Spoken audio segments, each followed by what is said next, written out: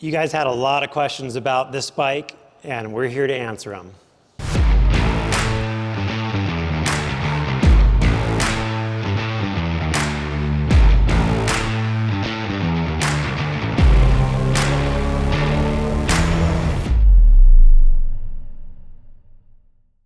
Hey, I'm Nate.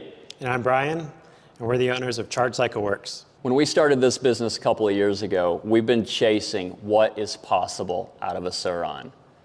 A few weeks ago, we published the Gold Member First Ride video, and we've gotten a ton of questions across Instagram, Facebook, people calling into the shop, wanting to compare it to what they know. So I thought we'd start today with specs. And just so you know, for the full specs, we'll be publishing them to our website. So if we don't mention a spec you're interested in, be sure to check out our website.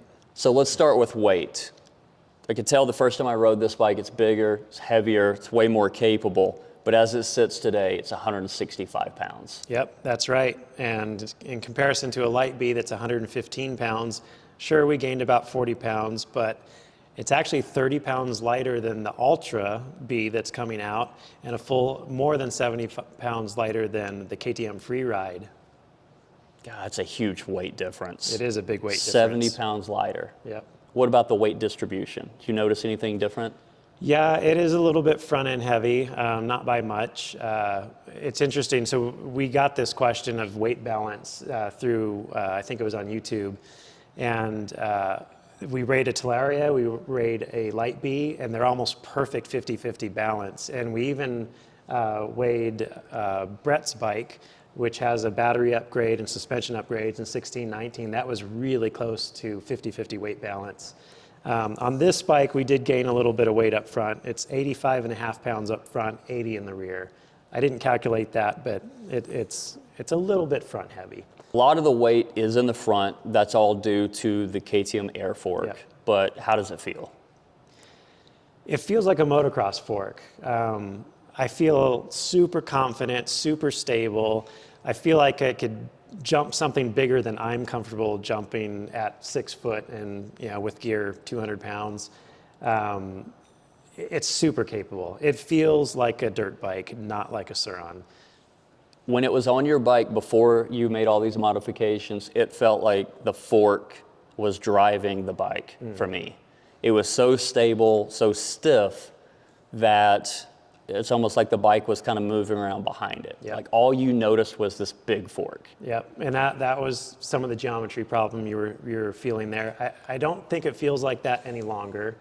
It's very neutral, very controlled, very confidence inspiring. You want to go fast on this bike. Yep. So we talked about the front end being higher. The next question that a lot of people were asking was about the geometry. So we put a larger 85 front end on this bike. And the first time that I rode your bike when it still had 16-19 wheels, I think you raced that at the Red Bull TKO, I didn't like it. So how did you fix that problem? Yeah, and the reason you didn't like it is because the front end was too high. Yeah. So the bike wandered, it just didn't handle very well. So what we did here in the geometry and the 21-inch was all part of this. We had to raise the rear end a lot. And so we went to the extended swing arm, which gained us roughly about an inch.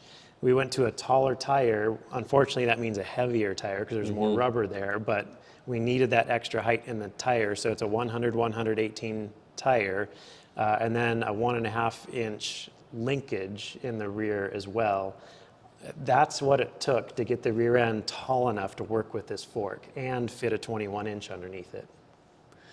Okay, so the tires obviously feel huge on those 18-21 wheels. I'm going to skip to the obvious question about the tire weight then. So you started adding weight immediately. Yeah, these are not light tires. And if you guys have never seen this before, on our website in the footer, we have a huge tire weight database. So pretty much any tire you can think of wanting to put on a Surron, we've recorded the weight of it, and it's a really helpful tool. So if you haven't seen it, go check that out. These are both Michelin Starcross 5 tires, and they're a favorite of ours, and the reason is because they're light.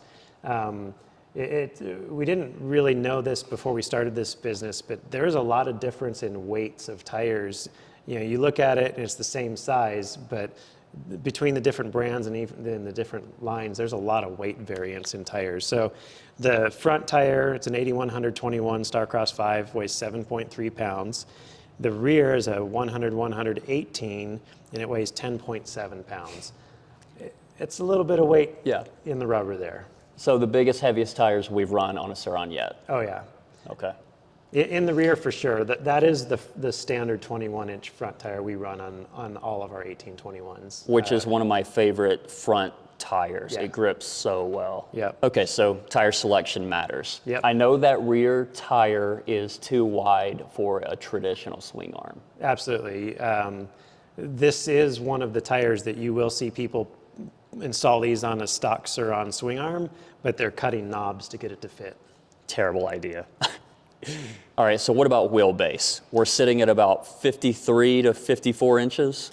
Yep, and what's interesting is the Ultra B is only 1 inch longer wheelbase. The KTM is quite a bit longer. It's 56.5, so about 3 inches longer. That kind of explains the less playful nature of not being able to wheelie on command. Yeah, it's hard to get the front end up on that KTM. Okay, so seat height. It's pretty tall. It's sitting right at 36 inches. Yeah, which means I'm flat-footed on this bike at 6 foot tall. Yep.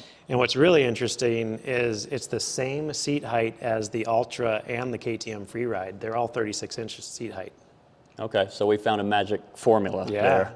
Big bike, lots of travel, right? Mm-hmm. So front end is sitting at 10 inches of travel, so that's what, 2 more inches than a light B, but the rear is 8.75 inches of travel. Right, and we gained that extra 0.75 out of the extended swing arm. If you remember your math classes, radiuses, the longer you go, the bigger it gets. So that's how we gain that 0.75. And that's actually pretty similar. The Ultra is 9.5 inches. The KTM Freeride is roughly 10 inches on both sides. So it's really close to an Ultra and a Freeride in suspension travel. Okay, so speaking of that, I can see from the stats that the Ultra is fairly balanced, 9.5 inches front and rear. The Freeride is just about 10 inches front and rear. Mm-hmm. But on Gold Member, you're a little over an inch taller in the front than the rear? Yeah, that's correct. The front does have more suspension travel than the rear. I don't know that I noticed that riding it, but I guess I can hit a log extra hard. Okay, so the question most people want to know, power. So you tuned this bike to about 17 kilowatts. Yeah, which that's a ridiculous number from our perspective. We have a lot of videos about the back 8000 and the back 4000. We often run them at between 12 and 15 kilowatts, but if you watch our other videos, we almost never are riding at the full power of those because, well, you've ridden them. Why is that? Why do we not normally run a back 8000 to full 15 kilowatts? The reason I warn all of our customers not to immediately go 9 out of 9 or 5 out of 5 is when I test ride a back 8000 on a 72 volt battery, tuned to 15,000 kilowatts around our shop, it will wheelie on command at 40 to 50 miles per hour. Yep. And it can easily loop out from under you. It kind of scares me to think that someone who is not as experienced is going to wheelie out from under themselves at 40 miles per hour. Yeah, and for me on the trails, I don't run 15 kilowatts with the back 8000 and a stock motor. Let's be clear, that's a stock motor, not a KO motor, because the power is way too twitchy. It just feels like the bike is out of control, and I'm trying to contain that power. Yeah. So on those bikes, you feel the instant torque, and it makes you want to grab a handful of brake if you get on too much throttle, versus this bike's extremely controlled at speed. Yeah, and so to compare that, this is sitting at 17 kilowatts right now. A stock Light B max is about 6 kilowatts. The Ultra, they're saying, is 12.5, which is double the Light B. A Freeride is 18 kilowatts, so this is roughly equivalent to a KTM in power, but significantly lighter weight. Yeah. Everyone wanted to know, how did the bike perform with the KO kit on it versus the back 8000 that you had before? Yeah, and that question's a little bit unfair because with the back 8000, we were on a stock Surron motor. And many of you probably know that there's limitations there.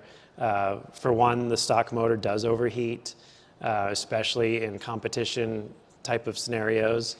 And also the stock motor doesn't handle 15 kilowatts very well. It's very twitchy and very hard to ride, and it's not good at that power. So we usually run it at a lower power than that for our off-road riding. Yep. Now with the KO factory system, the factory motor with the controller at 17 kilowatts, it just feels, the power feels broad. It doesn't feel twitchy. It feels just powerful and controllable at the same time, a lot like a KTM Freeride, where it just has really good power across the whole spectrum. I did notice that instead of it peaking super early and making the bike twitchy, that it just ramps up really smooth, linear, I guess. The more throttle you give it, the more it just continues to ramp. And that made the bike extremely rideable at high speed. Yeah, and to be fair, it takes time to figure out how to tune these bikes. KO gives you a lot of parameters to tune, and we did spend quite a bit of time nailing it down the tune for this bike to get it to feel right. And an interesting thing with the tune, so you've probably all seen the video of us drag racing up the sand hill. The first tune we put on the bike didn't work very well for that. Okay, so the reason it didn't work well is that hill is way bigger than you would ever guess from the video. Riding a dirt bike down there, if I'm going wide open at that sand hill, I'm shifting down and keeping it pinned the whole time, just in hopes to make it to the top. Yep, we've seen motocross bikes not make it up that hill, and when they do, they're probably in fourth pinned and getting down to third before they reach the top. So you now have the power to do that. You went back and you tuned it again during our ride, and of course you demolished us all. Your bike just kept climbing. You guys probably saw in the video that we made it pretty good amount up that hill before we started, like I dropped off first on my back 4060 volt bike, the one that I raced at TKO. Travis had a Nano with a 72 volt, so he kept going a little bit further, but then we just lost traction. It was too steep. Yep. Yeah, with that steep of a sand hill, as soon as your momentum is slowed, you dig in and you can't go any further. Yep. I was able to keep momentum up the whole hill all the way to the top. So for reference, we did run a stock Talaria up the hill in the very beginning. Tried to, and made it like not even 10% probably before it started just bogging down and wandering, and then just lost traction. Yeah, that was a hill, in case you couldn't tell on video, there's no chance of getting a stock Surron or a stock Talaria even a fraction of up that hill. So when you're climbing a steep hill on a high-powered bike, the next common question people get is, did you slip your belt? So to fix that problem, you switched it over to a chain drive. Yeah, this is the first time we've actually run chain drive. We find the belt drives to be mostly reliable unless you turn the power way up. But for this build, we felt that the chain was practical because we are pushing very high power tunes, and the bike is heavier. I'm a heavier rider, so we didn't want the chance of breaking a belt. So we did go to a 420 chain drive conversion. So you got the power, you got the suspension to get a good run at it. You made it all the way up, but you did have a problem with one run. What went wrong? It actually took multiple runs for this to happen, but we did pop the circuit breaker. So inside the Surron, you've got the circuit breaker to turn the power on and off. That did pop on this bike on one of the runs. So the question of wiring comes up quite a bit. Like, some people have asked questions like, did you bypass your breaker? Are you running directly into the controller? Have you upgraded your wiring? You do have a Chai 72 volt compact with a QS8 connector on it. Yes, yep.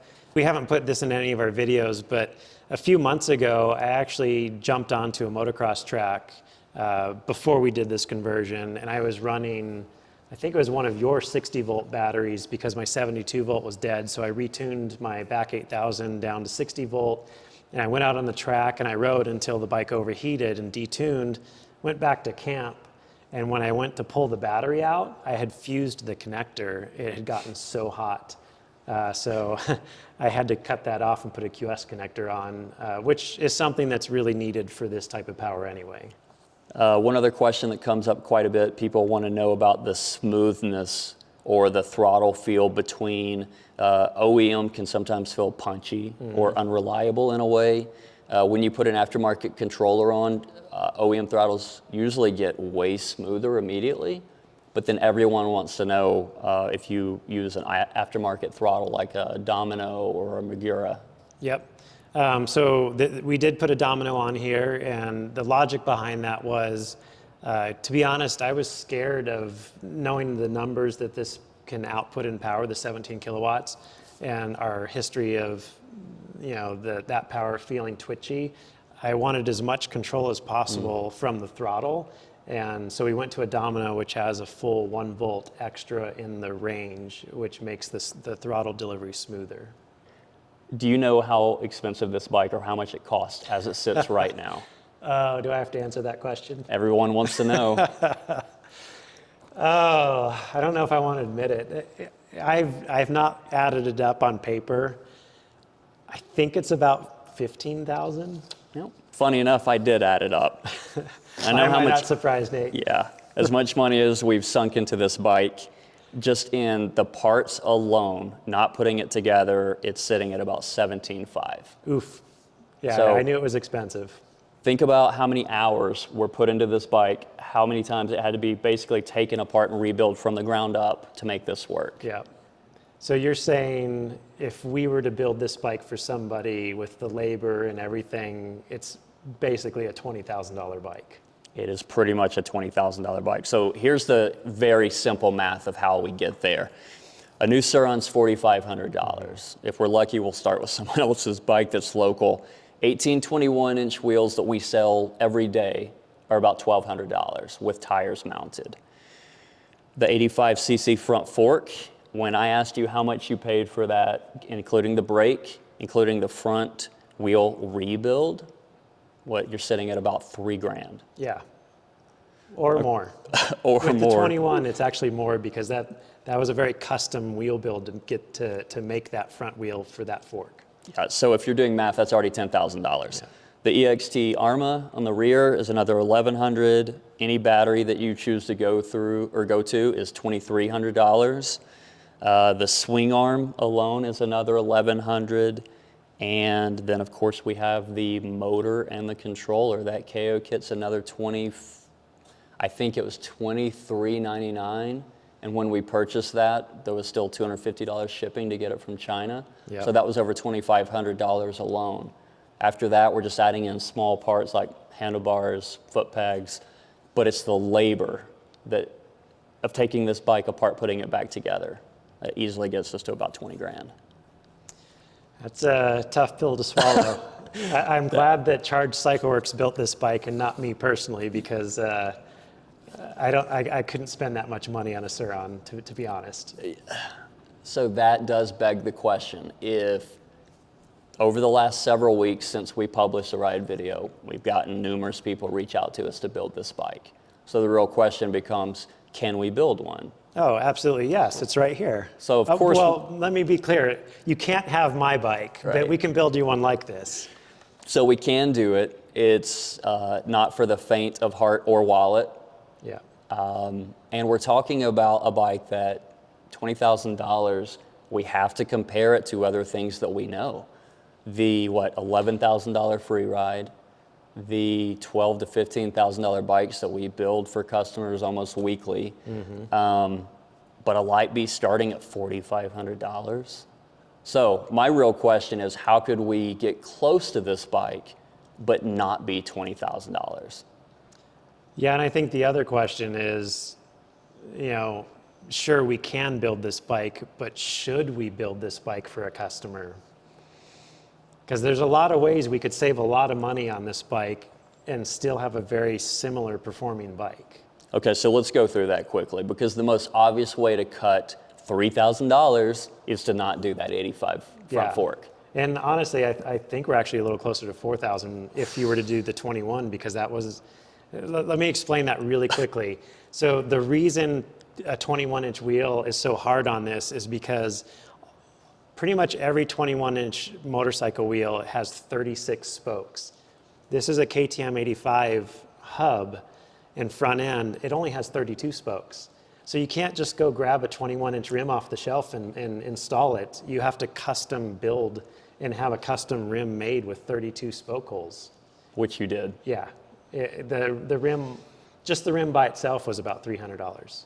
So internet sleuths around the world probably going to start searching for a 32-hole 21-inch front rim to prove you wrong, but they're not readily available. Yeah, to be clear, Excel does make a black, not gold, 32-hole rim.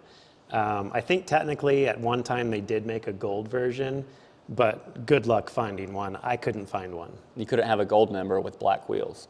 No.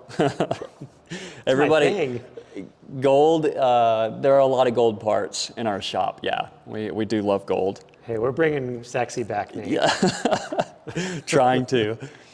So yeah, you mentioned, so that fork is somewhere between $3,000 and $4,000 by the time you fix all the problems that fork introduces. So soon, EXT is coming out with a fork that we believe will be similar capabilities to this KTM fork at a much cheaper price without all the problems that 85 front end introduces. Yeah, so that alone is going to cut that not quite in half, but it's going to save you $1,000+ easily. Yeah. Extended swing arms are becoming extremely popular. I do like how it makes the bike feel longer. That wheelbase is absolutely needed when you're running large power.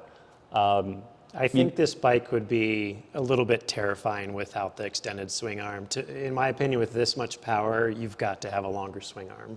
So I wanted to chase that idea with my new build for this year.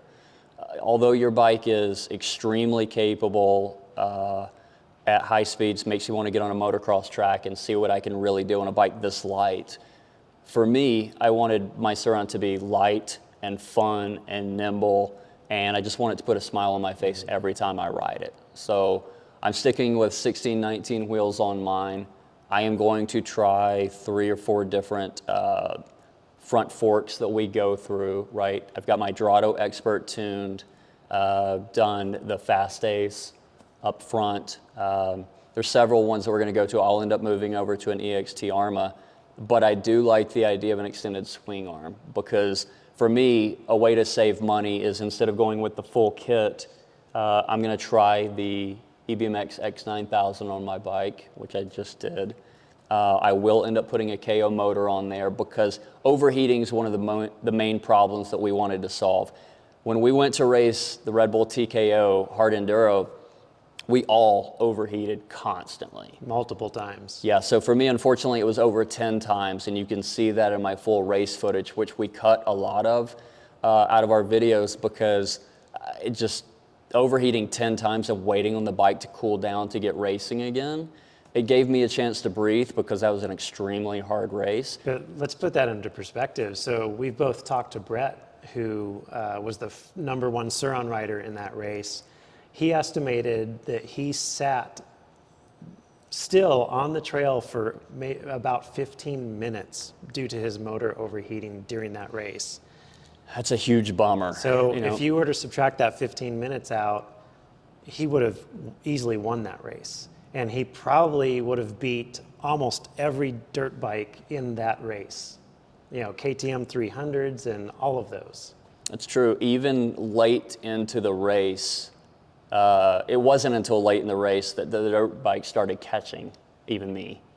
So yeah, that would have been an interesting point. So again, I want to solve that. But there are ways to build a very similar, very capable bike and probably save $5,000.